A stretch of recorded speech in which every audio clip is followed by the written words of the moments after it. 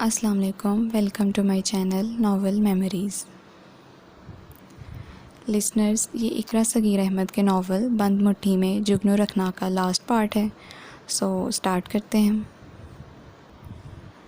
زندگی کے شب و روز معمول کی طرح رواں دواں تھے، وقت جیسے سرپٹ دوڑتا ہی جا رہا تھا۔ صادق صاحب کڑے امتحان میں مبتلا تھے کہ جب معبود بندے کو آزماتا ہے تو اس کا سایہ بھی اس سے جدا کر دیتا ہے۔ بدحالی و معاشی تقاضے اس پر حاوی ہو جاتے ہیں اور وہ انہیں پورا کرنے سے ہر ممکن محنت و کوشش کے باوجود نامراد و ناکام رہتا ہے۔ پارٹنر کی بددیانتی اور بے ایمانی کی وجہ سے وہ مفلس اور کلاش ہو گئے تھے۔ تمام بینک بیلنس قرض کی نظر ہو چکا تھا۔ اس کے باوجود قرض سے گلو خلاصی نہ ہوئی تھی۔ قرض داروں کی دھمکیوں، عزت نیلام ہونے کے خوف سے انہوں نے اپنی دونوں فیکٹریاں بیچ دیں اور تہی دست ہو کر گھر بیٹھ گئے۔ اس سے قبل وہ دوستوں کے پاس بھی گئے کہ وہ کچھ وقت کے لیے ادھار رقم دے دیں تو ان کم ظرف قرض داروں سے جان چھڑا کر دوبارہ بزنس سٹارٹ کریں، جنہوں نے آتے جاتے راستہ روکنا شروع کر دیا تھا اور آخر میں دھمکیوں پر اتر آئے تھے۔ مگر ٹھوکر کھانے کے بعد انہیں محسوس ہوا اچھے دوست، بہترین ساتھی صرف اچھے وقت کے ساتھی ہوتے ہیں۔ سو طرح کے بہانوں سے انہیں ناکام لوٹا دیا گیا تھا۔ بڑے بھائی ملک سے باہر تھے، چھوٹے بھائیوں نے کچھ چکنی چپڑی باتوں کے بعد معذرت کر لی تھی۔ آج کل کے اس بے مہر وقت میں خون میں رشتوں کی سرخی تو باقی ہے، مگر محبت، اپنائیت و درد کی رمق دم توڑ چکی ہے۔ بس سب رشتے یاد رکھتے ہیں، اخوت و حقوق مروت کی چاشنی خون سے خارج ہو چکی ہے۔ کاش یہ نفسا نفسی کا عالم دیکھنے سے پہلے میں مر جاتا، انہوں نے بیڈ پر ٹیک لگاتے ہوئے سوچا۔ صادق، کھانا کھا لیجئے۔ ربیہ اندر ٹرے میں کھانے کے برتن سمیت داخل ہوئیں۔ اب تو زہر کھانے کو دل جا رہا ہے ربیہ، وہ جیسے ٹوٹے بکھرے لہجے میں گویا ہوئے۔ ایسی باتیں نہ کریں، اللہ کا احسان ہے، قرض سے تو جان چھوٹ گئی، آگے بھی اللہ راہیں آسان کرے گا، اس کی ذات سے نا امیدی کفر ہے۔ وہ ٹرے ان کے قریب رکھ کر تحمل سے بولیں۔ اب راہیں آسان نہیں ہوں گی ربیہ، مشکلات کے در ایک ایک کر کے تمام کھل چکے ہیں۔ برسوں کی انتھک محنت کے بعد میں نے بزنس جمایا تھا جو دنوں میں تباہ ہو گیا۔ اب میری بوڑھی ہڈیوں میں اتنی طاقت نہیں رہی اتنی محنت کی، اور سرمایہ بھی کہاں سے لاؤں گا؟ میں نے منع کیا تھا آپ کو صادق کہ اچھے چلتے بزنس میں کسی کو شریک نہ کریں، مگر میں نے سوچا تھا زیادہ وسیع بزنس ہوگا تو میں ہر طرح کی سہولتیں اپنی بیٹیوں کو دوں گا، تاکہ کل ان میں یہ احساس کمتری پیدا نہ ہو کہ ان کے بھائی نہیں تھے تو باپ کے وہ جذبات نہیں تھے جو بیٹیوں کے لیے ہوتے ہیں۔ اس لیے میں نے اپنی بیٹیوں کی ہر خواہش پوری کی، وہ ہر طرح سے آسودہ و خوشحال رہیں، مگر میری سب سے زیادہ لاڈلی بیٹی جو حد درجہ حساس و منفرد شخصیت کے مالک ہے، آج وہ میری وجہ سے دوسروں کی نوکریاں کر رہی ہے۔ اس کی عمر کی لڑکیاں ہر فکر و پریشانی کی قید سے آزاد زندگی سے لطف اندوز ہو رہی ہیں۔ میری بیٹی میری پریشانی شیئر کر رہی ہے۔ زندگی میں پہلی بار مجھے بیٹے کی کمی محسوس ہو رہی ہے۔ کاش اگر ہوتا تو میری بیٹی یوں محنت نہ کرتی اور نہ ہی احسان مجھ سے فراڈ کرنے کی سوچ سکتا تھا۔ اس نے میری تنہائی سے تو فائدہ اٹھایا ہے۔ ان کے پرملال چہرے پر آنسوؤں کی نمی تھی۔ ربیہ بے ساختہ رو پڑی تھی۔ عمر، میں آج بہت ضروری بات کرنے آئی ہوں تم سے۔ بڑی امی بہت سنجیدگی سے اس سے مخاطب ہوئیں۔ اس نے چونکتے ہوئے اخبار نیچے رکھا۔ جی کہیے، میں سن رہا ہوں۔ اس کی چھٹی حس بیدار ہونے لگی تھی۔ میں تمہاری شادی کرنا چاہتی ہوں، جلد از جلد، اور لڑکی بھی پسند کر چکی ہوں۔ میں ابھی شادی نہیں کرنا چاہتا، وہ ٹھوس لہجے میں قطعیت سے بولا۔ کیوں؟ کوئی وجہ بھی تو ہوگی انکار کی۔ ان کی آنکھیں تیزی سے گردش کرنے لگیں۔ وجہ کچھ بھی نہیں ہے، وہ ان کی طرف دیکھتا ہوا دھیمے سے مسکرایا۔ اچھا، منگنی کر دیتے ہیں ابھی، شادی جب تم کہو گے، انہوں نے دانشمندی دکھائی۔ نہیں ممی، میں منگنی کا قائل نہیں ہوں، بلا وجہ کسی کو انتظار کی سولی پر لٹکانا۔ جب بھی کروں گا شادی کروں گا۔ وہ بھی ایک کائیاں تھا، پروں پر پانی کیسے پڑنے دیتا؟ ٹھیک ہے، پھر میں فاہرہ کو کہہ دوں گی وہ ہماری امانت کسی اور کے نام نہ کرے۔ فاہرہ خالہ کا ذکر درمیان میں کیوں آیا؟ اس کا انداز استجابیہ تھا۔ ہیرا کو میں نے تمہاری دلہن بنانے کا فیصلہ کیا ہے، انہوں نے ڈرامائی انداز میں کہا۔ ہیرا کو؟ لیکن ممی، میں انکار ہرگز نہیں سنوں گی عمر، کچھ کہنے سے پہلے سوچ لینا۔ وہ اس کی بات قطع کر کے بولی۔ کیوں ممی؟ لائف پارٹنر منتخب کرنے کا اختیار مجھے ملنا چاہیے، ہیرا میرا انتخاب کبھی نہیں رہی۔ کیوں؟ ہیرا میں کیا خرابی ہے؟ وہ بیٹیوں کی لگائی بجھائی سے خوب بھری ہوئی تھیں، اور دوسرا انہیں خدشہ تھا، بلکہ یقین ہو چلا تھا کہ بیٹے کا رجحان حسنہ کی جانب ہے۔ جب سے اس نے جاب کی تھی وہ پاگل بنا ہوا تھا کہ اسے اس کا جاب کرنا پسند نہیں۔ وہ یہی چاہتا تھا وہ جاب چھوڑ دے۔ ان کے حالات کیا تھے، اس سے انہوں نے اسے بڑی دقتوں سے بے خبر رکھا تھا، اور کچھ وہ تینوں ہی اس قدر خوددار اور حساس تھے کہ ان کے رویے کو دیکھتے ہوئے گھر کے کسی بھی فرد کے آگے اپنے حالات کا تذکرہ نہیں کیا تھا، جو خصوصاً ان کے لیے بڑی تقویت کا باعث تھا۔ بات اچھائی برائی کی نہیں ہے، اس کا لہجہ ناگواریت کے احساس سے پر تھا۔ اس گھر کے مردوں کے یہی دستور ہیں۔ پہلے صادق نے فاہرہ کو ٹھکرا دیا تھا، اور تم ہیرا کو نہیں ٹھکرا سکتے۔ بار بار میں اور میری بہن ایسے صدمے برداشت نہیں کر سکتی۔ اس گھر میں دلہن بن کر صرف اور صرف ہیرا کو ہی آنا ہے، بس۔ انہوں نے ثنا کا یاد کرایا ہوا فقرہ دہرایا۔ Okay, all right. وہ کرسی کھسکا کر وہاں سے چلا گیا۔ نیکسٹ۔ مس حسنہ، سر بلا رہے ہیں آپ کو۔ وہ بچوں کو کہانی سنا رہی تھی۔ ماسی نے اندر آ کر کہا۔ جی سر، آپ نے مجھے بلایا؟ وہ اندر آ کر پرنسپل صاحب سے مخاطب ہوئی۔ Sit down please. انہوں نے شائستگی سے چیئر کی طرف اشارہ کیا تو شکریہ کہتی ہوئی بیٹھ گئی۔ جی سر، آپ نے مجھے بلایا تھا۔ کچھ دیر بعد اسے دوبارہ دہرانا پڑا۔ ہاں، بہت محنت کرتی ہیں آپ بچوں پر۔ پرنسپل صاحب کے تاثرات عجیب لگے اسے۔ جی سر، میرے خیال میں فرض کی بجاوری مکمل دیانتداری سے انجام دینی چاہیے۔ جو انسان اپنے فرض سے مخلص نہیں، وہ کسی سے بھی مخلص نہیں ہوتا۔ ہماری زندگی فرض کی بنیاد پر ہی تو تعمیر ہے۔ فلسفہ زندگی ہر شخص کی ذہنی استطاعت کے مطابق چینج ہوتا رہتا ہے، جہاں حیات از سر نو مربوط ہوتی ہیں۔ اور کیا ایکٹیویٹیز ہیں آپ کی؟ ان کی نگاہیں بہت احتیاط سے اس کے چہرے کا طواف کر رہی تھیں۔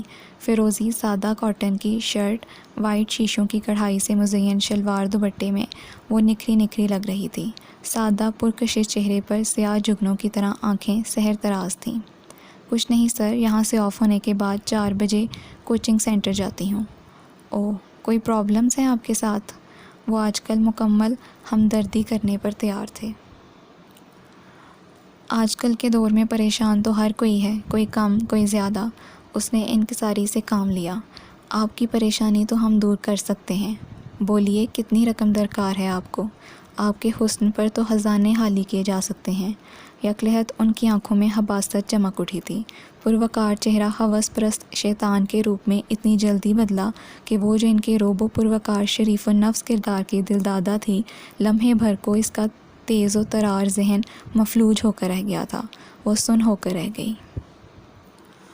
آپ تو اس میں نامسمی ہیں حسنہ، آئیے سی سائڈ چلتے ہیں۔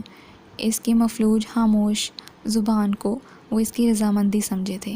مدہوش کن خیالات کی رو میں بہتے ہوئے انہوں نے حسنہ کا ٹیبل پر رکھا ہاتھ اپنے ہاتھ میں لے کر پرجوش انداز میں دبایا۔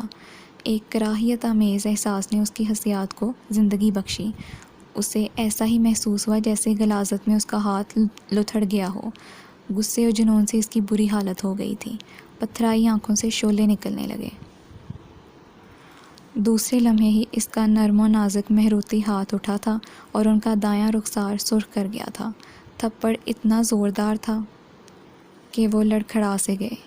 بڈھے شیطان، میں تھوکتی ہوں تم پر بھی اور تمہاری دولت پر بھی۔ چیخو مت، باہر آواز جائے گی۔ پرنسپل صاحب کو اس رویے کی ہرگز توقع نہ تھی۔ اسے غصے سے چیختے دیکھ کر وہ بوکھلا کر بولے تھے۔ کیوں نہیں چیخوں؟ آپ کو اپنی عزت اتنی پیاری ہے اور دوسروں کی عزت آپ بازار میں بکنے والا کھلونا سمجھتے ہیں کہ قیمت لگائی اور خرید لیا۔ وہ بری طرح بپری ہوئی تھی۔ دیکھو لڑکی، شور مت مچاؤ، تمہیں نوکری سے نکال دوں گا میں۔ لعنت بھیجتی ہوں میں یہاں نوکری پر جہاں عصمتوں کی قیمت لگائی جاتی ہے، جو ان جوان بچوں کے باپ ہونے کے باوجود بیٹی کے برابر لڑکی کے ساتھ۔ لمحے بھر میں تمام سٹاف وہاں جمع ہو گیا تھا۔ حسنہ اتنے غصے میں چیخ چیخ کر بول رہی تھی کہ سب نے ہی سنا تھا۔ پرنسپل صاحب زبردست بوکھلاہٹ کا شکار تھے۔ وہ پھر وہاں رکی نہیں، سیدھی نکلتی چلی آئی۔ غم و غصے سے برا حال تھا، اعتبار چکنا چور ہوا تھا۔ وہ جو ہمیشہ سے شخصیت کی پرستار رہی تھی، سنجیدہ و بردبار پروقار لوگ اسے بے حد پسند تھے، آج اس زہر سے بھی آزاد ہو گئی تھی۔ چہرے دھوکہ دیتے ہیں، آنکھیں دھوکہ دیتی ہیں، انسان بکھر کر رہ جاتے ہیں۔ وہ کبھی روئی نہیں تھی، مگر آج ابھی دل چاہ رہا تھا خوب پھوٹ پھوٹ کر روئے۔ نیکسٹ۔ بڑی بھابھی، رات کے کھانے میں کیا پکائیں؟ ایک تو روز روز پکانے کا بڑا مسئلہ ہے، کسی کو سبزی پسند نہیں تو کسی کو گوشت نہیں بھاتا، کوئی دال میں ہی مست رہنا پسند کرتا ہے۔ سب کی پسند یکساں ہو جائے تو پکانے کا سب سے بڑا مسئلہ حل ہو جائے۔ منجلی امی ان کے پاس آ کر بیٹھتی ہوئی بولیں، جو ملازمہ کے ساتھ بیٹھی کچن کے سامان کی لسٹ دیکھ رہی تھیں۔ کہہ تو تم ٹھیک رہی ہو منجلی، باورچی خانے کی رونقیں تو مردوں کے دم سے ہی آباد رہتی ہیں، عورتیں بھلا اتنا کیوں تردد کرنے لگیں؟ جو بھی میسر ہو جائے اللہ کا شکر کر کے کھا لیتی ہیں۔ یہ نخرے تو صرف مردوں کے ہی چلتے ہیں۔ ایسا کرو، کریلے قیمہ بنا لو، ہرے مسالے کے چاول عمر کو بہت پسند ہیں، وہ بنا لو، ساتھ سلاد اور لوکی کا رائتہ بنا لینا۔ آلو میتھی چھوٹی تیار کر چکی ہیں۔ انہوں نے پکانے کی ہدایات دیں۔ انہوں نے بڑی سعادت مندی سے اسبات میں گردن ہلائی تھی۔ پوڈنگ تو سائمہ ابھی بنا کر فریزر میں رکھ چکی ہے۔ سویٹ ڈش عمر اتنے شوق سے نہیں کھاتا، کچھ عادتیں اس دیس کی اس میں رچ بس گئی ہیں۔ یہ کوئی بری بات نہیں ہے، اس دور میں میٹھا کم کھانا ہی صحت کے لیے مفید ہے۔ ہاں میں خوش ہوں، میرے بچے میں ایسی کوئی بری لت وہاں کی نہیں لگی جو ہمیں شرمسار کرتی۔ ارے بھابھی، یہ تو گھریلو تربیت اور خون میں رچی بسی شریفانہ تربیت کا اثر ہے، ورنہ غیر ملک تو یوں ہی بدنام ہیں۔ ہمارے اپنے ملک میں کیا کچھ نہیں ہو رہا جو ہم دوسروں پر الزام لگائیں۔ چھوٹی امی بالوں میں کنگھا کرتی ہوئی وہاں آ کر بولیں۔ ملازمہ لسٹ لے کر جا چکی تھی۔ ربیہ کو بھیجتی جانا منجلی، اچار کا مسالہ اس سے تیار کرواؤں گی، انہوں نے جاتے ہوئے منجلی امی سے کہا۔ وہ مہارانی تو کل سے بیٹی کی پٹی سے لگی بیٹھی ہیں، صرف اس کے لیے دلیا بنایا ہے، وہ جل کر بولی۔ ابھی تک بخار نہیں اترا حسنہ کا؟ ان کا لہجہ سپاٹ تھا۔ پتہ نہیں، صبح تک تو تھا، اب کا معلوم نہیں۔ وہ منہ بناتی ہوئی وہاں سے چلی گئیں۔ نیکسٹ۔ عمر کہاں رہتے ہیں آپ؟ نظر ہی نہیں آتے۔ وہ عامر کے ساتھ بیٹھا تھا کہ ریشم وہاں آ کر بولی، میرے خیال میں تم اپنی آئی سائٹ چیک کراؤ، مجھے تو عمر زیادہ تر گھر میں ہی نظر آتے ہیں۔ شٹ اپ، میں نے تم سے بات نہیں کی، وہ ایک ادا سے بال جھٹکتی ہوئی بولی۔ کوئی کام تھا مجھ سے؟ ان کے درمیان جھگڑے سے قبل وہ بول اٹھا، میرے خیال میں گھر کی لڑکیوں کو صرف تم سے ہی کام ہوتے ہیں سوائے حسنہ کے۔ عامر شرارت سے بولا۔ یہ تم کس طرح کہہ سکتے ہو؟ عمر مسکراتے ہوئے بولا۔ بھائی میاں، ہم بھی 2 آنکھیں 2 عدد کان رکھتے ہیں اور سینگ ہمیشہ کی طرح غائب ہیں۔ ریشم جل کر گویا ہوئی۔ جی، آپ کی دم غائب، ہمارے سینگ غائب، حساب برابر۔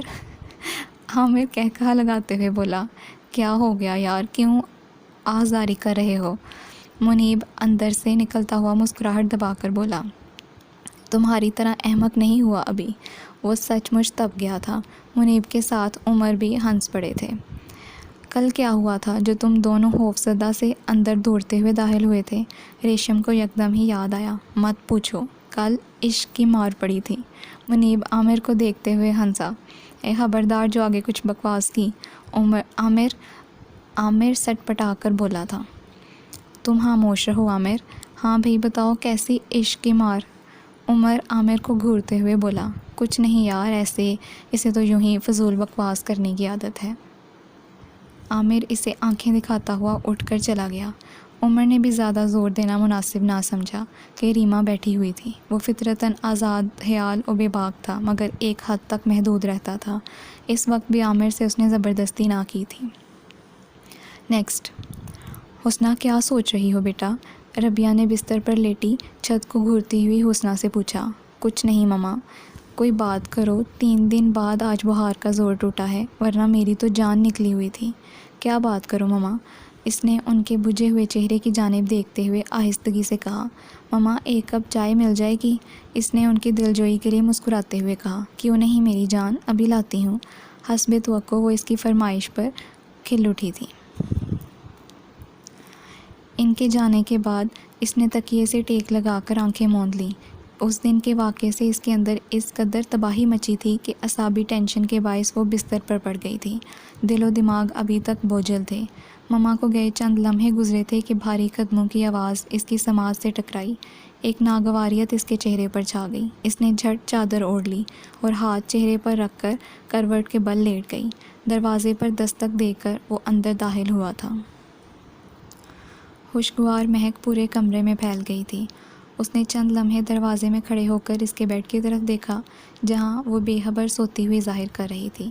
چادر جسم پر تھی، چہرے پر ہاتھ تھا۔ پھر وہ چلتا ہوا اندر آ گیا، ایک کرسی اس کے بیڈ کے قریب رکھ کر اطمینان سے بیٹھ گیا۔ حسنہ، حسنہ، مجھے معلوم ہے تم جاگ رہی ہو، اداکاری ختم کرو، وہ مسکراتے ہوئے بولا تھا، مگر حسنہ کے انداز میں کوئی تبدیلی واقع نہیں ہوئی۔ اس نے جھک کر اس کا ہاتھ پکڑ لیا۔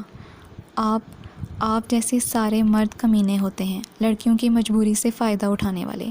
وہ جھٹکے سے اٹھ کر بیٹھی تھی اور از حد نفرت انگیز لہجے میں بولی۔ کیا کمینگی دیکھ لی تم نے مجھ میں؟ کیوں ہر وقت میرے خلاف انگارے چباتی رہتی ہو؟ وہ 3 دن سے اس کی خاطر خوار ہو رہا تھا۔ آج اس کا بخار ختم دیکھ کر خوش ہوا تھا۔ ربیہ سے معلوم ہوا کہ وہ جاگ رہی ہے تو وہ سیدھا یہیں چلا آیا تھا اور شرارت کے طور پر اس کا ہاتھ پکڑا تھا۔ نفرت ہے مجھے آپ سے، بہت گھٹیا اور ذلیل انسان ہیں آپ۔ وہ جیسے حواس باختہ ہو گئی تھی۔ اپنے حواسوں میں رہا کرو مجھ سے بات کرتے وقت۔ سمجھتی کیا ہو خود کو؟ پہلی بار وہ شدید طیش میں آیا تھا، ہر بار وہ اس کی تذلیل فراخ دلی سے کیا کرتی تھی۔ خوب سمجھتی ہوں آپ کی نیت میں۔ پہلے سائمہ آپ کی ہوس کا شکار بنی، اب اس سے دل بھر گیا تو مجھے بہکانا چاہتے ہیں، مگر میں سائمہ نہیں ہوں آپ کی۔ حسنہ، اس کا ہاتھ بے ساختہ اٹھا تھا اور اس کے دائیں رخسار پر 4 انگلیاں ابھر آئی تھیں۔ تم نے مجھے اسمگلر کہا، شرابی، عیاش بنایا۔ میں تمہارے بچگانے احساسات سمجھ کر سب درگزر کرتا رہا کہ تم لاؤبالی اور بے پرواہ لڑکی ہو، جو دوست کے کہنے پر چلنا پسند کرتی ہو، جو اپنی عقل استعمال نہیں کرتی۔ کبھی تنہائی میں بیٹھ کر سوچو گی اپنی ان حرکتوں کو تو خود اپنا احمقانہ پن محسوس کرو گی۔ اعلیٰ تعلیم یافتہ، باشعور اور ذی فہم لڑکی کو ایسی باتیں زیب دیتی ہیں؟ تم نے مجھے ہی نہیں، گھر آئے میرے دوست شریف کو بھی نہیں بخشا، اسے بھی ڈاکو، اسمگلر، بدمعاش، جن جیسے خطابات سے نوازا۔ یہ سب باتیں تمہیں اب نارمل ظاہر کرتی ہیں۔ تمہاری نگاہوں میں گھر آئے مہمان کا بھی احترام نہیں ہے؟ اور اب کس بنا پر تم نے سائمہ کے ساتھ مجھے انوالو کیا ہے؟ وہ جیسے بھرے بادل کی طرح برسنے لگا تھا۔ غصے سے سرخ چہرے پر تھپڑ مارنے کا ملال بھی نہ تھا۔ آپ ہیں کیا؟ میں جانتی ہوں۔ تھپڑ مار کر میری زبان بند نہیں کر سکتے آپ۔ وہ رخسار پر ہاتھ رکھ کر بولی۔ بتاؤ میں کیا ہوں؟ سائمہ کا نام کیوں بار بار لیتی ہو؟ غصے سے وہ بفر اٹھا تھا۔ خاموشی سے چلے جائیے عمر بھائی یہاں سے۔ میں جانتی ہوں وہ میں بیان نہیں کر سکتی۔ کیوں؟ دوسروں پر الزامات لگا کر چھلنی تو کر سکتی ہو، مگر بیان نہیں کر سکتی۔ اگر سچ ہے تو بولو۔ نہیں بولنا چاہتی میں۔ چلے جائیے یہاں سے، وہ بپرے ہوئے لہجے میں بولی۔ میں تم سے بکواس کرنا چاہتا بھی نہیں ہوں۔ وہ دھپ دھپ کرتا باہر نکل گیا۔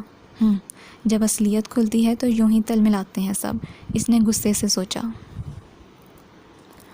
گھر میں ایک دم ہی تناؤ کی سی کیفیت طاری ہو گئی تھی۔ بڑی امی نے عمر کو ہرا سے منسوب کرنے کے چرچے زور و شور سے شروع کر دیے تھے۔ چھوٹی امی نے بھی ارسل کے لیے اپنی بھتیجی کا انتخاب کر لیا تھا اور ارسل کے آنے پر منگنی کا پروگرام رکھا تھا۔ منجلی امی خسارے میں رہی تھیں کیونکہ انہوں نے دونوں کی ہی عمر اور ارسل کے سلسلے میں خوب خدمتیں کی تھیں اور دونوں نے ہی ہری جھنڈی دکھا دی تھی۔ چھوٹی کو بھی ملال تو ہوا تھا کہ عمر جیسا لڑکا ان کا داماد نہ بن سکا تھا، مگر وہ یہ سوچ کر مطمئن ہو گئی تھیں کہ ارسل بھی اب بزنس میں اس کے ساتھ شریک ہے۔ پیسہ ہوگا تو داماد اچھے خاندان کے مل جائیں گے، مگر بڑی امی سے وہ بھی منجلی کی طرح ہار کھانے لگی تھیں۔ منجلی، آج کوئی مرد دوپہر کو گھر پر کھانا نہیں کھانے آئیں گے، ایسا کرو کڑھی چاول بنا لو، بہت عرصہ ہو گیا ایسے کھانے کھائے ہوئے۔ بڑی امی لاؤنج میں بیٹھی منجلی امی سے مخاطب ہوئیں۔ ملازمہ کو بولیں بنا لے گی، میرے پاس تو وقت نہیں ایسے کاموں کے لیے۔ خیریت ہے، کیا ہوا؟ وہ کئی مہینوں سے ان سے ناز اٹھوا رہی تھیں۔ آج ٹکا سا جواب سن کر انہیں یقین نہ آیا کہ یہ وہی دیورانی ہے جو بیٹیوں کے ساتھ ان کی جی حضوری میں لگی رہتی تھی۔ جی بڑی امی، آپ ملازمہ سے کہہ دیں ممی کے پاس ٹائم نہیں ہے، ریشم منہ بنا کر بولی۔ وہ حیران سی چھوٹی دیورانی کی طرف آ گئیں اور اندر سے آتی آوازیں سن کر وہی رک گئیں۔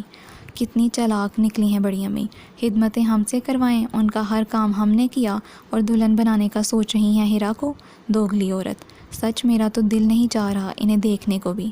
چھوڑو ریشم، مجھے پہلے ہی پتا تھا ایسا ہی ہوگا۔ افشاں کی سنجیدہ آواز اندر سے ابھری تھی۔ خبردار جو اب کسی کام کو ہاتھ لگایا ان کے، ہم کوئی ملازمائیں تھوڑی ہیں جو اشاروں پر چلیں گے۔ کتنی آؤ بھگت کی چھوٹی کی بھی، مگر اس نے بھی جوتا ہی مارا۔ میں تو اب منہ لگانے والی نہیں کسی کو بھی، ہم سے اچھی ربیہ ہی رہی۔ اندر سے آتی منجلی امی کی آواز سن کر بس مردہ سی ہو گئیں۔ دل کو ایک دھچکا سا لگا تھا، ان کی خود غرضیوں نے انہیں صدمہ پہنچایا تھا، مگر وہ ان کا وہ درد نہ محسوس کر سکیں جو ان کی خود غرضی نے انہیں پہنچایا تھا۔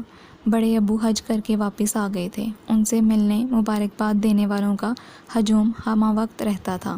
اس نے بھی 2 دن کی چھٹی کوچنگ سینٹر سے کی تھی، مگر پھر زیادہ چھٹیاں نہ کر سکی کہ فرسٹ ایئر کے پیپرز شروع ہو چکے تھے۔ اس کی مصروفیت بھی دگنی ہو گئی تھی۔ دوبارہ اس نے کسی اسکول میں جاب کے لیے اپلائی نہ کیا تھا کہ چہروں سے اس کا اعتماد اٹھ گیا تھا۔ کوچنگ سینٹر میں تمام ٹیچرز تھیں، اس لیے مطمئن ہو کر وہ جاب کر رہی تھی۔ شام کو واپسی پر خلاف توقع وہ نشا کو دیکھ کر مسرت سے جھوم اٹھی تھی اور سینڈل اتارے بغیر اسے لپٹ گئی۔ ہائے نشا، کب آئیں تم ایبٹ آباد سے؟ بہت گرم جوشی سے وہ اس کا ہاتھ پکڑے پوچھ رہی تھی۔ صبح کی فلائٹ سے ممی ڈیڈی کے ساتھ آئی ہوں، اور آتے ہی مجھے تم سے ملنے کی بے چینی تھی، سو دوپہر کو ہی آ گئی تھی، مگر یہاں آ کر معلوم ہوا تم کوچنگ سینٹر گئی ہوئی ہو۔ نشا اس کے قریب بیٹھ کر پوچھنے لگی۔ اس نے اشتیاق سے ایبٹ آباد کے بارے میں پوچھا، جہاں وہ پورے 2 مہینے گزار کر آئی تھیں۔ اپنی ددیال فیملی میں بھی وہ بھی گزرا ہوا ایک ایک لمحہ اسے سنانے لگی۔ وہ پوری دلچسپی سے سن رہی تھیں۔ تمہارا کزن وہ کیسا ہے، اس کا کیا حال ہے؟ اسے اچانک جیسے یاد آیا تھا۔ ٹھیک ہے، وہ آہستگی سے بولی۔ عمر نے اسے بالکل ہی نظر انداز کر دیا تھا، اس پر نگاہ پڑتے ہی اس کا موڈ آف ہو جاتا تھا اور وہ بہت خوش تھی اس کے اس انداز پر۔ پھر تو کوئی حرکت نہیں کی اس نے؟ وہ سرگوشی کرتی ہوئی بولی۔ نہیں، میں نے بالکل لفٹ نہیں دی۔ اس کے ذکر سے وہ بچنا چاہتی تھی، اس لیے نشا کو ٹالا۔ ایسا تو ممکن نہیں ہے، ایک ہی جگہ رہتے ہوئے اسے موقع نہ ملا ہو۔ نشا موضوع سے ہٹنے کو تیار نہ تھی، اس کی مسکراتی نگاہیں اس کے سنجیدہ چہرے پر تھیں۔ کبھی کبھی تو مجھے لگتا ہے نشا، تم صرف عمر بھائی کا ذکر سننے کے لیے میرے پاس آتی ہو۔ کیوں بھلا؟ میں نے تو آج تک انہیں دیکھا بھی نہیں ہے، وہ سٹ پٹا کر بولی۔ دیکھا بھی نہیں؟ وہ مسکراتے ہوئے کہنے لگی۔ نیکسٹ۔ 2 دن قبل ارسل لندن سے آ گیا تھا۔ چھوٹی امی اور ریما افشاں بہت خوش تھیں۔ ارسل کی خوش مزاجی اور ملنسار طبیعت کے باعث سب ہی اسے پسند کرتے تھے۔ سب کو ہی اس کے آنے کی خوشی یکساں ہوئی تھی۔ عمر کی طرح لندن کی آب و ہوا اسے بھی خوب راس آئی تھی۔ جسم قدرے بھر گیا تھا، خود بھی کافی چارمنگ ہو گیا تھا۔ رات کے کھانے پر حسب معمول سب جمع تھے۔ بڑے ابو کے حج سے آنے کے بہت دنوں بعد آج کھانے پر صرف گھر والے موجود تھے۔ بڑے ابو کا چہرہ پر نور تھا، کچھ کمزور بھی ہو گئے تھے، مگر شخصیت کا رعب و دبدبہ قائم تھا۔ صادق، تمہاری کیا حالت ہو رہی ہے؟ بیمار ہو کیا؟ کھانے کے بعد چائے کا دور چلا تھا۔ ان کی نظر بہت خاموش اور کمزور سے صادق پر پڑی تو وہ فکر مندی سے بولے، نہیں بھائی جان، اللہ کا احسان ہے، بالکل ٹھیک ٹھاک ہوں۔ وہ مبہم سا مسکرائے۔ نہیں، مجھے ربیہ بھی بہت کمزور اور افسردہ دکھائی دے رہی ہے، وہ سنجیدگی سے بولے۔ ایسی کوئی بات نہیں ہے ڈیڈی، آپ چھوٹی امی کی بات سنیں، وہ آپ سے ضروری بات کرنا چاہ رہی ہیں۔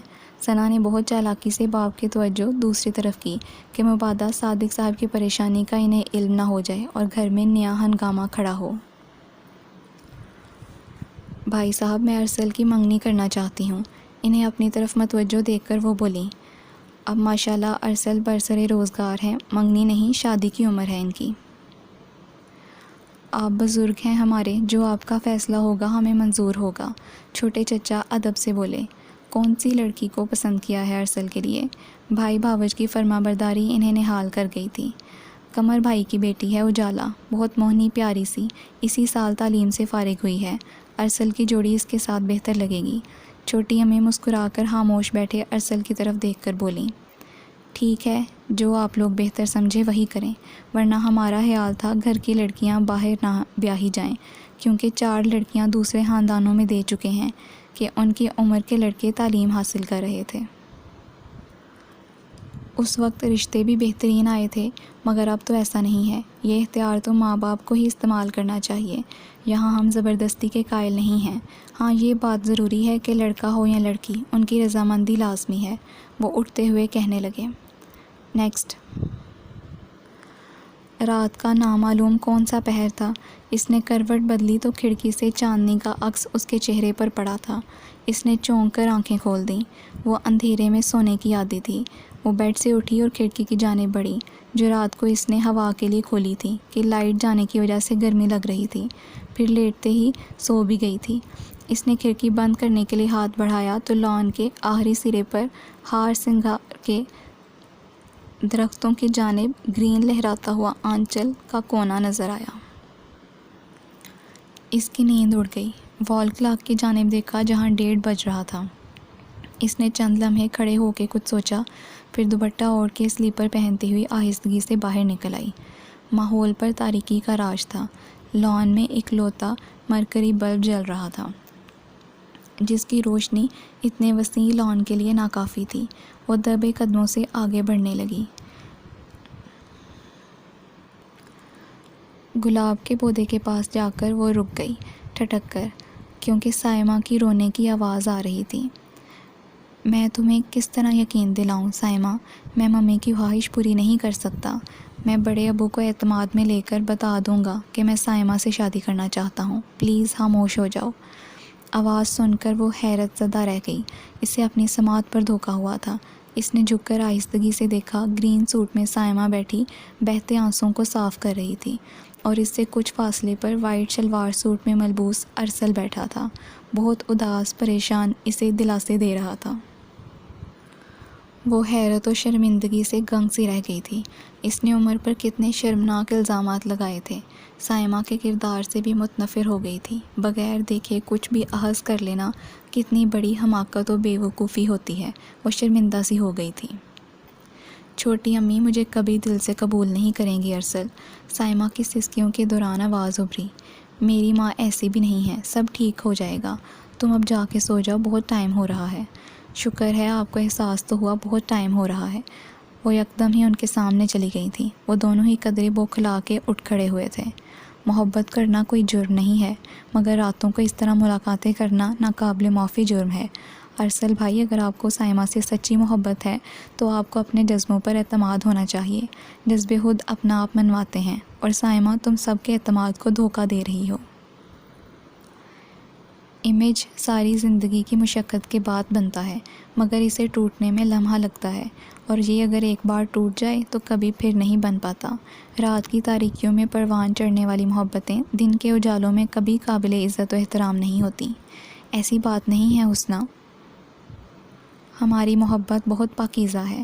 سائمہ اس کے قریب آ کر بولی، میں الزام نہیں لگا رہی ہوں، سمجھا رہی ہوں۔ شریف اور باکردار لڑکیوں کو زیب نہیں دیتا کہ ایسی حرکتیں کریں۔ خود سوچو، میرے علاوہ گھر کے کسی دوسرے فرد کی نظر میں تم دونوں آ جاتی تو کیا ہوتا؟ بڑے ابو تو گرمیوں میں اکثر تہجد کی نماز لان میں پڑھتے ہیں۔ اس کا مقصد انہیں شرمندہ کرنا نہیں تھا، بلکہ اس ناقابل قبول فعل سے متنفر کرنا تھا۔ ان دونوں کے چہروں پر چھائی خجالت و خاموشی اس بات کی گماز تھی کہ وہ کبھی اس طرح کی ملاقاتیں نہ کریں گے۔ وہ کمرے میں آ کر بھی کچھ دیر مضطرب سی رہی تھی۔ اس احساس سے کہ وہ عمر پر کیسے الزامات لگا چکی تھی۔ ممی، آپ نے بات کی عمر سے ہیرا کے متعلق دوبارہ؟ ثنا چائے پیتے ہوئے پوچھنے لگی۔ کہاں، آج کل پھر اس قدر مصروف ہے، اور گھر میں جو افراتفری مچی ہوئی ہے ارسل کے انکار سے، کہاں وقت مل رہا ہے اس سے بات کرنے کا؟ وہ مگ ٹیبل پر رکھ کر بولی۔ چھوٹی امی کیا کہہ رہی ہیں؟ وہ مان جائیں گی سائمہ کو بہو بنانے کا؟ بینا مسکرا کر بولی۔ جب بیٹا ہی راضی نہیں ہے کسی اور سے شادی کرنے پر تو کیا کریں گی؟ وہ اور تمہارے ابو نے بھی سمجھایا ہے کہ جہاں ارسل کی خواہش ہے شادی وہیں ہونا چاہیے، کہ زندگی اسے گزارنی ہے۔ عمر بھی مجھے ہاتھ آتا دکھائی نہیں دے رہا، کچھ کیجئے ورنہ آپ بھی چھوٹی امی کی طرح آہیں بھرتی دکھائی دیں گی، ثنا جتانے والے انداز میں بولی۔ ارے اللہ نہ کرے، کیسی باتیں کر رہی ہو آپی؟ بینا منہ بنا کر بولی۔ خود سوچو، کیوں منع کر رہا ہے وہ ہیرا سے شادی کرنے کو؟ کوئی تو وجہ ہوگی۔ السلام علیکم، آپ دونوں کیوں میرے خلاف پلاننگ بناتی رہتی ہیں؟ عمر اندر آتا ہوا بولا۔ اکلوتے بھائی ہو تم ہمارے، تمہیں تو ہماری خوشیوں کا ذرا بھی خیال نہیں ہے، بینا نے کہا۔ اور ہیرا میں کیا برائی ہے جو تم اسے نظر انداز کر رہے ہو؟ ثنا نے اسے گھور کر کہا۔ پلیز آپی، میں ابھی شادی کے متعلق نہیں سوچنا چاہتا، وہ اکھڑے انداز میں بولا۔ کیوں آخر؟ معلوم بھی تو ہو کیا وجہ ہے، بڑی امی چمک کر بولیں۔ وجہ یہی ہے میں ابھی شادی نہیں کرنا چاہتا، اور ہیرا سے تو ہرگز نہیں۔ وہ تیز تیز بولتا ہوا وہاں سے چلا گیا۔ تینوں ماں بیٹیاں ایک دوسرے کا منہ دیکھتی رہ گئیں۔ ہیلو کامریڈ، کیا ہو رہا ہے؟ وہ لان میں بینچ پر بیٹھی سوچوں میں گم تھی۔ منیب اور عامر اس کے پاس چلے آئے۔ کچھ نہیں، اس نے مسکراتے ہوئے جواب دیا۔ وہ دونوں نیچے گھاس پر نیم دراز ہو گئے تھے۔ یار، تم اتنی سنجیدہ کیوں ہو گئی ہو؟ قسم سے گھر میں نہ تو اب برتن ٹوٹنے کے جل ترنگ بجتے ہیں، نہ ہی تینوں امیوں میں سے کسی کا بلڈ پریشر ہائی ہوتا ہے، اور نہ ہی کزنز میں سے کسی کے چیخنے پکارنے کی آوازیں سنائی دیتی ہیں۔ گھر میں جمود طاری ہو گیا ہے، بے مزہ ہو کر رہ گئی ہے زندگی۔ پلیز یار، واپس آ جاؤ اپنی پرانی روٹین پر، تاکہ زندگی کچھ تو متحرک ہو۔ عامر گویا فریاد کرتا ہوا بولا۔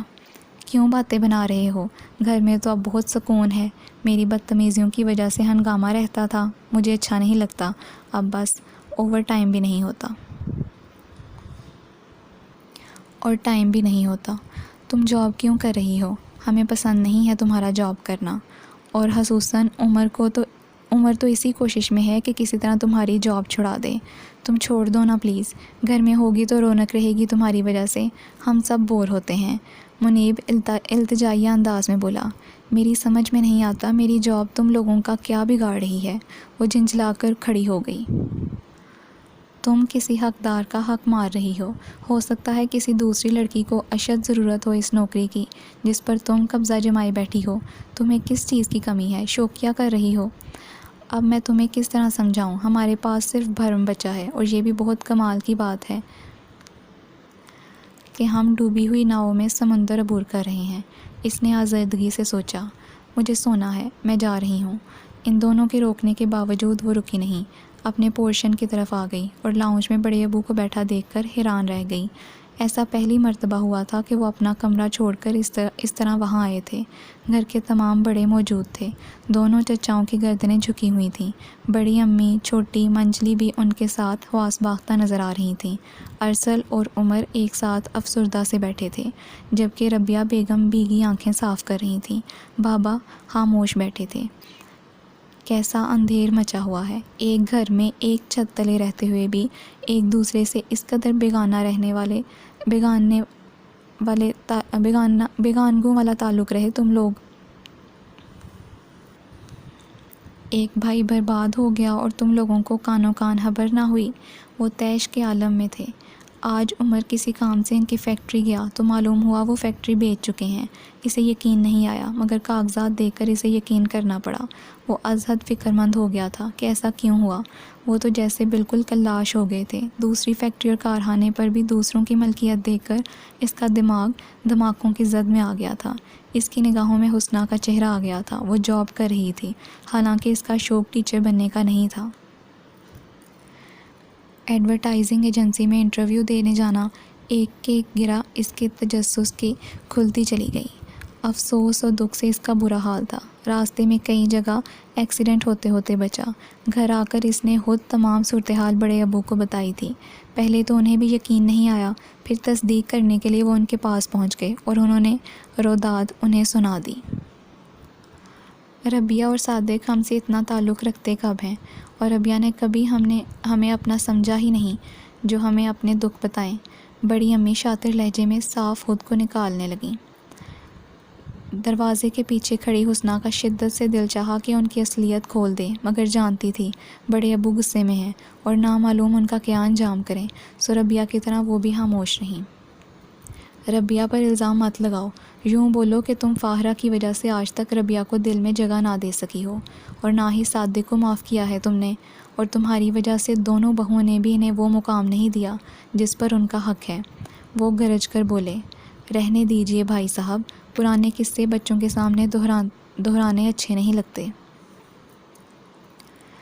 میرے اندر آگ لگی ہوئی ہے صادق، میں نے چھوٹے بھائیوں کو بیٹوں کی طرح چاہا ہے، اور ان دونوں نے میرے پیچھے سے ساری محنت اور رواداری پر مٹی ڈال دی۔ سگے ہون میں اتنی بے مروتی، بے حسی، غیروں کو بھی مات دے دی تم لوگوں نے۔ جس طرح اینٹ سے اینٹ جوڑ کر مکان مضبوط ہوتا ہے، اس طرح رشتے کو رشتہ مضبوط کر کے محبت مستحکم ہو جاتی ہے۔ ہم معافی چاہتے ہیں بھائی جان، آپ سے بھی اور صادق سے بھی، شرمندہ ہیں۔ دونوں چھوٹے بھائی شرم سے پسینہ پسینہ ہو گئے۔ بیویوں کے بہکاوے میں آ کر وہ کتنے پست ہو گئے تھے۔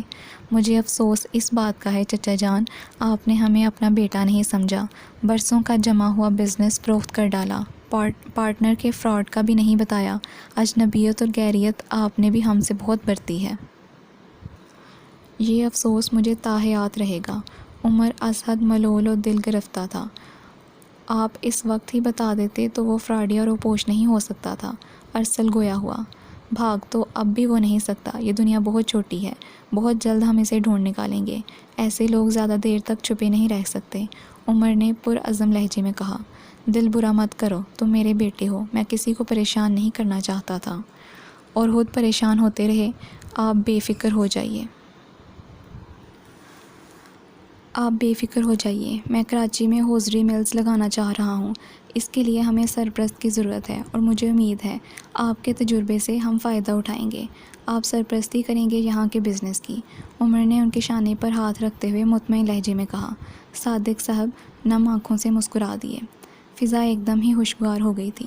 حسنہ اندر چلی گئی تھی۔ بڑی امی کی پیشانی شکن آلود تھی۔ ڈیڈی آپ نے مجھے بلایا ہے؟ عمر نے اندر آتے ہوئے استفسار کیا۔ ہاں آؤ بیٹا، انہوں نے سنجیدگی سے اپنے قریب صوفے کی طرف اشارہ کیا۔ جی ڈیڈی۔ وہ قریب بیٹھ گیا تھا۔ عمر صادق کے ساتھ جو ہوا اس سے ہمیں از حد افسوس ہے، ہم خود سے نگاہ نہیں ملا پا رہے ہیں، اس کا مدعا یہی ہے کہ ہم حسنہ کو اپنی بہو بنا لیں۔ یہ کیا بات ہوئی، ہمارا کیا قصور اس قصے میں؟ بڑی امی چمک کر بولی تھیں۔ تمہیں جرأت کب سے ہو گئی کہ ہمارے فیصلوں میں مداخلت کرو؟ وہ آگ بگولا ہوئے۔ وہ میں ماں ہوں، مجھے بھی حق ملنا چاہیے بہو پسند کی لانے کی۔ حسنہ پسندیدہ بہو بننے کے لائق نہیں ہے؟ انہوں نے آتش فشاں نگاہوں سے دیکھا۔ میں نے بچپن سے ہیرا کو ہی اپنی بہو کے روپ میں دیکھا ہے، انہوں نے ہمت سے کہا۔ یہ فیصلہ ہم عمر پر چھوڑتے ہیں، وہ ہیرا یا حسنہ کس کو منتخب کرتا ہے۔ نشا کی منگنی ہو رہی تھی، وہ تیار ہو کر نشا کے ساتھ ہوٹل پہنچ چکی تھی۔ نشا کی منگنی کا پروگرام اچانک ہی طے پایا تھا۔ اس کی ممی کارڈ دینے آئی تھیں اور ان کی زبانی معلوم ہوا اس کی منگنی اس پیرس والے کے ساتھ ہو رہی ہے جسے نشا سخت ناپسند کرتی تھی۔ اسے شدید حیرت تھی اس کے ماننے پر، اور اسے ابھی تک موقع نہیں ملا تھا کہ وہ اس تبدیلی کے متعلق جان سکے، کیونکہ یہ خیال بھی وہ رد کر چکی تھی کہ منگنی کسی زبردستی کا نتیجہ ہے، کیونکہ نشا بہت خوش تھی۔ مجھے بتاؤ پلیز، تم کس طرح مانی تمہارے کزن کے لیے؟ وہ تو کریکٹر لیس ہے۔ ڈریسنگ روم میں ان دونوں کے علاوہ کوئی نہیں تھا۔ وہ بیٹھتے ہی حیرانی سے بولی، کریکٹر لیس؟ ارے نہیں، وہ تو اتنا بونگا ہے کہ مجھے آج تک نظر بھر کر بھی نہیں دیکھ سکا۔ واٹ؟ لیکن وہ تم تو کہہ رہی تھیں۔ وہ سب مذاق تھا۔ دراصل جب تم نے اپنے کزن کے متعلق بتایا کہ اس نے تمہیں لاکٹ پہنایا تھا اور عجیب طریقے سے تمہیں دیکھتا ہے، میں جب ہی سمجھ گئی تھی کہ وہ تم سے شدید محبت کرتا ہے، اور میں چاہتی تھی میرا کزن بھی مجھ پر ایسے ہی دل و جان سے فدا ہو۔ مگر وہ تو ایسا نہیں ہے۔ ایک مرتبہ میں نے خود ہی اظہار محبت کر دیا تو اس نے گھر سے دوڑ لگائی تھی کہ مہینے بھر تک نہیں آیا تھا۔ بعد میں حالہ حالو میرا پروپوزل لے کر آئے تھے، یعنی اس نے رشتہ بھیج دیا تھا۔ یعنی تم نے مجھے بیوقوف بنایا، تم جو کہتی تھیں وہ میں کرتی چلی گئی۔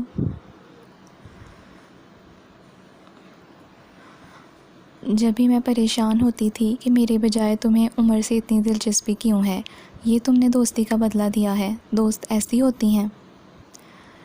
ڈونٹ مائنڈ اٹ یار، ایسے لوگ ایسے جوک انجوائے کرتے ہیں، وہ کھلکھلاتی ہوئی بولی۔ درست کہہ رہے تھے عمر بھائی، احمق ہو تم۔ میں کس قدر بے وقوف تھی، اسے از حد شرمندگی ہو رہی تھی۔ کس قدر بچگانہ اور احمقانہ حرکتیں کر چکی تھی وہ۔ عمر کی ایک ایک بات اس کے ذہن میں گونج رہی تھی اور وہ شرمندگی سے خود کو زمین میں دھنستا ہوا محسوس کر رہی تھی۔ نشا کی صورت اسے زہر لگ رہی تھی۔ مہمان سب آ چکے تھے، نشا کے سسرالی بھی آ گئے تھے اور اب منگنی کی رسم ہو رہی تھی۔ اسے سب کچھ برا لگ رہا تھا، ہر شے سے دل اچاٹ ہو گیا تھا۔ وہ خاموشی سے باہر بالکونی میں آ کر کھڑی ہو گئی۔ نیچے صاف ستھری کشادہ سڑک پر ٹریفک رواں دواں تھی، لال ہری پیلی بتیاں جگمگ کر رہی تھیں۔ اندر ہال میں رسم ہو رہی تھی مگر اسے اب کسی قسم کی دلچسپی نہیں رہی تھی۔ نشا کے بلاوے کے باوجود وہ اندر نہیں گئی تھی۔ حسنہ آپ یہاں ہو، اندر چلو، سب انتظار کر رہے ہیں تمہارا۔ نشا کی عزیز دوست ہو، اس کی کزن سسرالی رشتہ دار تم سے ملنا چاہتے ہیں۔ سوری آنٹی، میری طبیعت اچانک ہی خراب ہو گئی ہے، میں کسی سے مل نہیں سکتی۔ آپ ڈرائیور کے ہمراہ مجھے گھر بھجوا دیں۔ اس کی طبیعت اندر ہی اندر بکھرنے لگی تھی۔ اچھا میں آپ کو جانے تو نہیں دیتی، مگر آپ کی طبیعت واقعی خراب ہو رہی ہے تو۔ اس کا چہرہ دیکھ کر وہ فکر مندی سے بولی اور اپنی ساڑی کا پلو سنبھالتی ہوئی وہاں سے چلی گئی۔ کیا ہوا حسنہ؟ ممی بتا رہی تھی تمہاری طبیعت خراب ہو گئی ہے۔ نشا لہنگا سنبھالتی ہوئی گھبرائی ہوئی خود ہی وہاں چلی آئی۔ کچھ نہیں، ایسے ہی سر میں درد ہو رہا تھا، وہ اس سے نگاہیں چرا کر بولی تھی۔ اچھا باہر تو چلو، کولڈ ڈرنکس لو، کچھ فریش ہو جاؤ گی۔ وہ اس کا ہاتھ پکڑ کر زبردستی باہر لے آئی اور اپنے منگیتر کی طرف بڑھ گئی، جو اپنے دوست کے ساتھ پشت کیے باتوں میں مصروف تھا۔ شیری، ان سے ملو، یہ ہے میری بیسٹ فرینڈ حسنہ۔ وہ بے تکلفی سے تعارف کروانے لگی۔ آداب، وہ بوکھلا کر بولی، کیونکہ وہ وہی نوجوان تھا جو عمر کا دوست تھا اور غصے میں وہ ایک مرتبہ اس کی درگت بنا چکی تھی اور بعد میں تنہائی میں اس کی حماقتوں پر خوب ہنسی تھی۔ اب وہی نشا کے منگیتر کے روپ میں اس کے سامنے تھا۔ نشا کی بکواس پر اسے یقین آ گیا تھا کہ واقعی وہ بہت احمقانہ حد تک شریف انسان تھا۔ اس کے ساتھ سیاہ ڈنر سوٹ میں ملبوس عمر کو دیکھ کر اسے اپنی حماقتوں کا اور بھی شدتوں سے احساس ہوا تھا۔ عمر بھائی، آئی ایم سوری، نشا نے جو بھی آپ سے بدتمیزی کی وہ سب میری وجہ سے ہوا، میں ہی اسے اکساتی تھی۔ نشا نے نہیں، حسنہ نے جو بھی آپ سے بدتمیزی کی وہ سب میری وجہ سے ہوا، میں ہی اسے اکساتی تھی۔ پلیز اسے اور مجھے معاف کر دیں۔ آپ مجھے شرمندہ نہ کریں بھابھی، ان کی دانشمندی سے تو میں خود واقف ہوں۔ اس نے برابر میں کھڑی حسنہ کی طرف اشارہ کیا۔ اس نے سر مزید جھکا لیا۔ آپ کو اب تو مجھ پر کوئی اعتراض نہ ہوگا، میں نے مونچھیں کلین کروا لی ہیں۔ شریف شوخی سے بولا تو عمر کہکہا لگا کر ہنس پڑا تھا۔ وہ دھیمے سے مسکرا دی تھی۔ اسے بھی چلے ہی جانا تھا، اس لیے اس نے حسنہ کو ڈراپ کرنے کا ذمہ لے لیا تھا۔ وہ فرنٹ سیٹ پر خاموش بیٹھی تھی۔ عمر ہوٹل سے نکلتے ہی پہلے کی طرح انجان بن گیا تھا۔ آپ مجھ سے ناراض ہیں عمر بھائی؟ اس نے ہمت کر کے کہا۔ کیوں؟ میں آوارہ بدمعاش بد کردار آدمی تم سے ناراض کیوں ہونے لگا؟ پلیز ایسے مت کہیں، میں شرمندہ ہوں۔ نشا کی باتوں میں آ گئی تھی۔ بعض اوقات خود کو عقل مند سمجھنے والے بہت بے وقوف ہوتے ہیں، وہی میرے ساتھ ہوا۔ Please sorry. فیروزی جارجٹ کے سوٹ میں لائٹ میک اپ میں اس کا حسن نکھرا ہوا تھا۔ سائمہ کا کیا قصہ تھا؟ وہ اسی موڈ میں تھا۔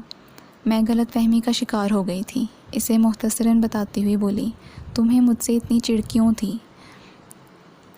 آپ بھی آتے کے ساتھ ہی میرے دشمن بن بیٹھے تھے، اب دوست نظر آ رہا ہوں؟ پتہ نہیں، وہ اس کی شرارت سمجھنے لگی تھی۔ پھر بھی کیوں فری ہو رہی ہو؟ میں تو بہت خراب ہوں۔ اب مجھے معلوم ہو چکا ہے کہ شرافت اور ہوس میں کیا فرق ہوتا ہے۔ بعض چہرے اتنے معتبر اور پاکیزہ ہوتے ہیں کہ ان پر فرشتے ہونے کا گمان ہوتا ہے، مگر اندر سے وہ شیطان ہوتے ہیں۔ بعض لوگ بظاہر بے باک ہوتے ہیں، مگر ان کی نگاہوں میں ہوس نہیں، احترام و عزت کی روشنی ہوتی ہے۔ یہ مجھے معلوم ہو چکا ہے۔ وہ سنجیدگی سے بولی۔ اچھا، تمہارا مطلب ہے میں اچھا انسان ہوں؟ بار بار پوچھنے سے کیا مطلب ہے؟ آپ کو لکھ کر دوں؟ نہیں، میں خود محسوس کر لوں گا ابھی۔ اس نے ایک بازو اس کے شانے پر پھیلاتے ہوئے کہا۔ یہ کیا کر رہے ہیں آپ؟ وہ پیچھے ہٹی تھی، اپنی شرافت کا رزلٹ دیکھ رہا تھا، اور پھر وہی ہوا جس کا بڑی امی کو خطرہ تھا۔ واپسی پر عمر نے اپنے والد کو حسنہ کے لیے منظوری دے دی تھی۔ جی تو لسنرز، یہ ناول تو ہو گیا ہے اینڈ، اور اگر آپ کو میری ویڈیوز پسند آ رہی ہیں تو پلیز ویڈیو کو لائک کرنا اور چینل کو سبسکرائب کرنا مت بھولیے گا۔ انشاءاللہ جلدی ملاقات ہوگی نیکسٹ ویڈیو کے ساتھ، اور تب تک آپ اپنا بہت خیال رکھیے گا۔ اوکے جی، اللہ حافظ۔